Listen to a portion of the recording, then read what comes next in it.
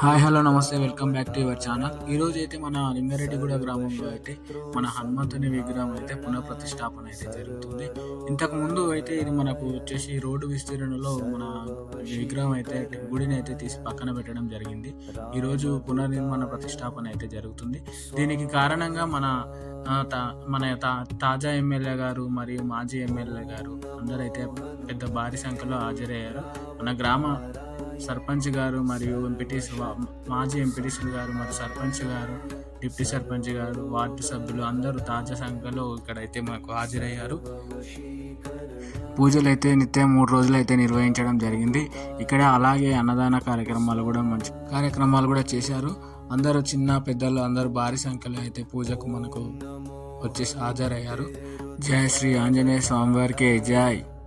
सर्वशत्रु संहारणाय सर्वरोगहराय रुद्रावताराय सर्वशत्रु संहारणाय सर्वरोगहराय सर्ववशीकरणाय रामदूताय स्वाहा.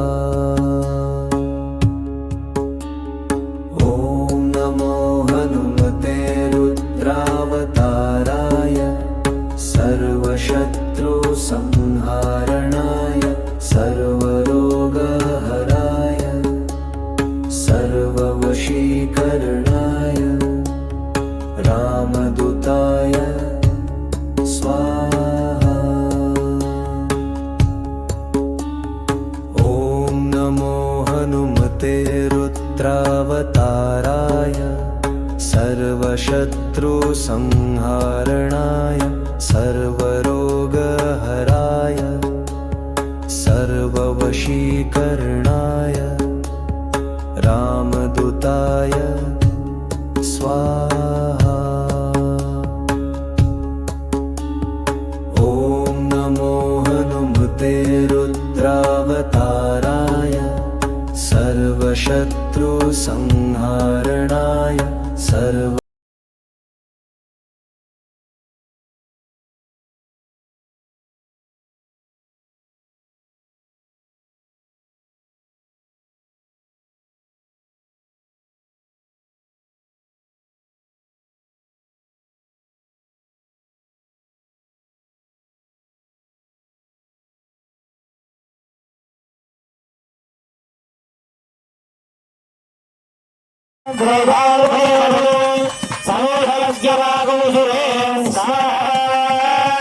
श्री विष्णवे परमात्मने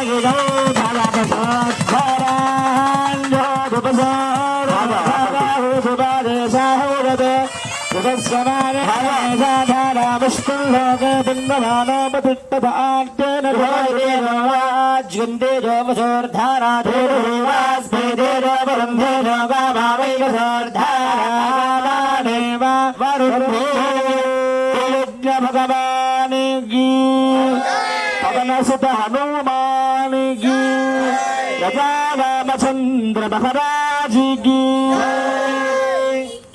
संपूर्यापर्पणा परिचित्याग बजारं परिचयगावट्टवारणात्मानन्दर्शनार्थं सम्पादाख्यं स्वीकृत्य महाकुम्भे जयेत्.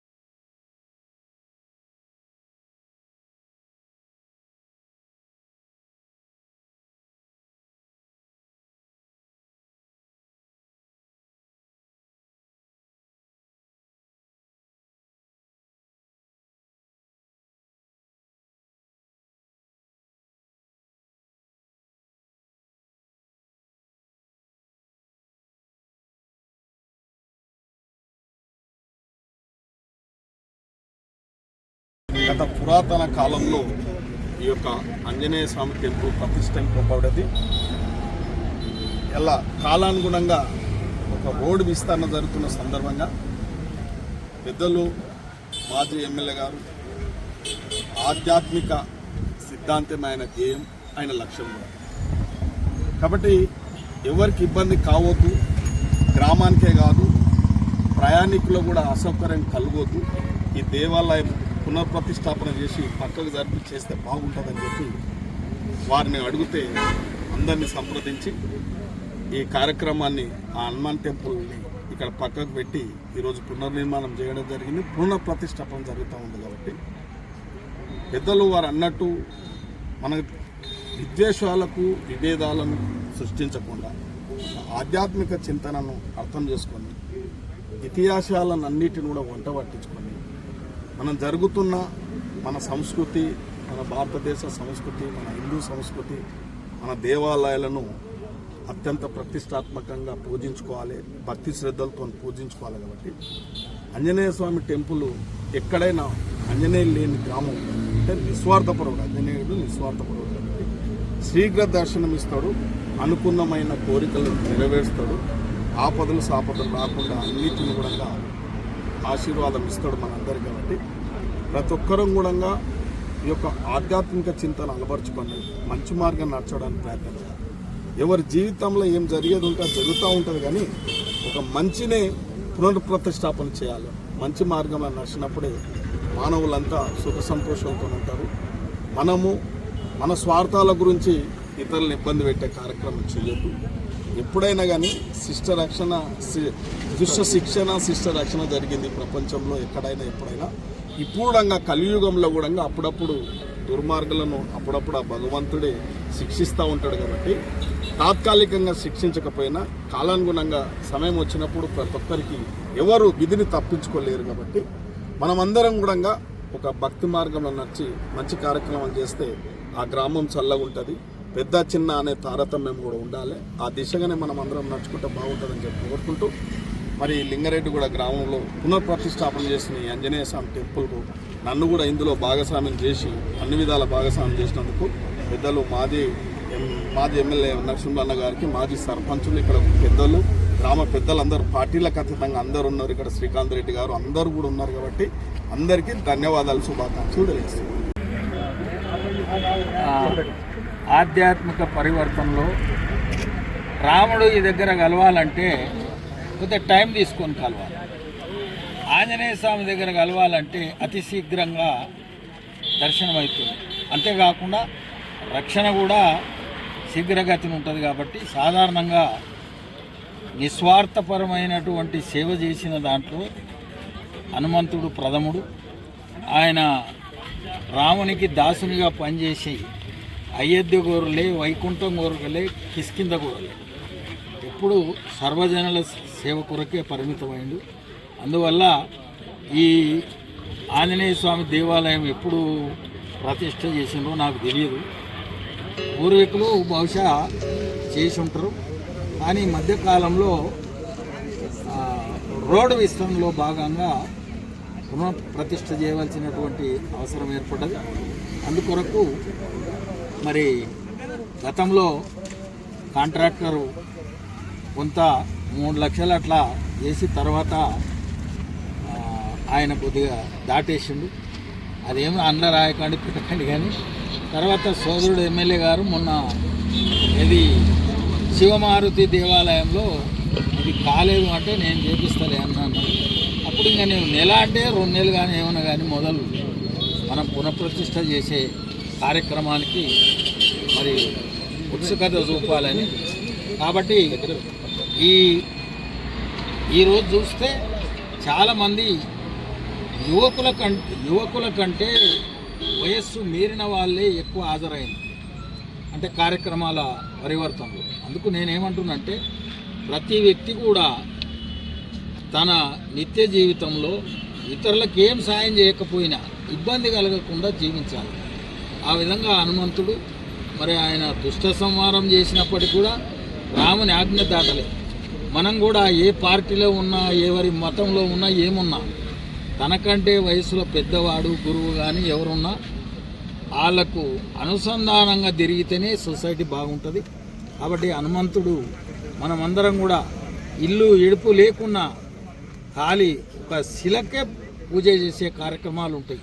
అంటే మన నారాయణపేటలో పోతే అసలు జాంబవంతుని ప్రతిష్ట, అక్కడ గుడి లేదు, ఖాళీ శిలపైననే దర్శనం ఉంటుంది. అందులో ఒక పేపర్ కింద తీసేస్తే భూమికి అంటకుండా ఉన్నది ఆ విగ్రహం. అందుకొరకు మరి హనుమంతుని ఆశీర్వాదం ఎమ్మెల్యే గారికి మీకు అందరికి ఉండాలి. ఆవు దాని పాలు అదే తాగితే దూడ బతకదు, లీడర్ మంది కొరకే బతకాలి. మనం అందరం కూడా సకల జనుల కొరకే జీవించాలి. ఎక్కువ సంపాదించుకోకుండా కుటుంబానికి తనకు మాత్రమే సంపాదించుకునే ప్రయత్నం జరగాలి. నమస్కారం అందరికీ అందరికి అందరికీ